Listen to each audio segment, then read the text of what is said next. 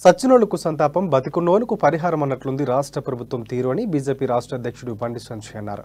సికింద్రాబాద్లో అగ్ని ప్రమాదం జరిగిన స్వప్నలోక కాంప్లెక్స్ను ఆయన పరిశీలించారు. సంఘటన జరిగినప్పుడు ప్రభుత్వం తూతూ మంత్రంగా చర్యలు తీసుకుంటుందని, ఇలాంటి దుర్ఘటన జరిగి ఎంతమంది చనిపోతున్నప్పటికీ కేసీఆర్ స్పందించకపోవడం దారుణమన్నారు. లిక్కర్ కేసులో కవిత ఇరుక్కుంటే రాష్ట్ర మంత్రివర్గం అంతా అక్కడికి వెళ్ళింది, కానీ ఈ ఘటనపై స్పందించడం మండిపడ్డారు. పూర్తిగా విచారణ జరిపి మళ్లీ ఇటువంటి ఘటనలు పునరావృతం కాకుండా ప్రభుత్వం చర్యలు తీసుకోవాలని బండి సంజయ్ డిమాండ్ చేశారు.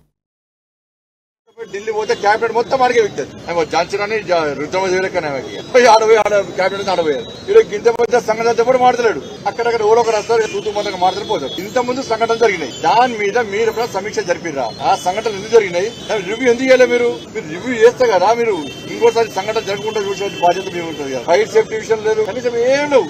దానిలో కమిటీ లేదు, ఆ చట్టాన్ని అమలు చేయరు, దాన్ని పరిస్థితి నాదులు లేడు. కానీ ప్రభుత్వం ఇటువంటి సంఘటన జరగకుండా చూడాల్సిన బాధ్యత ఉంది. మధ్యలో కూడా ఆలోచన కల్పించాలి.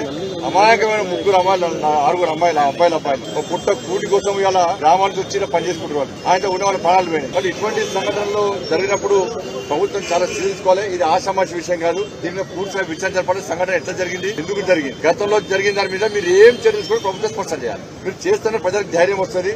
ఇలా మీరు ఏదో వచ్చి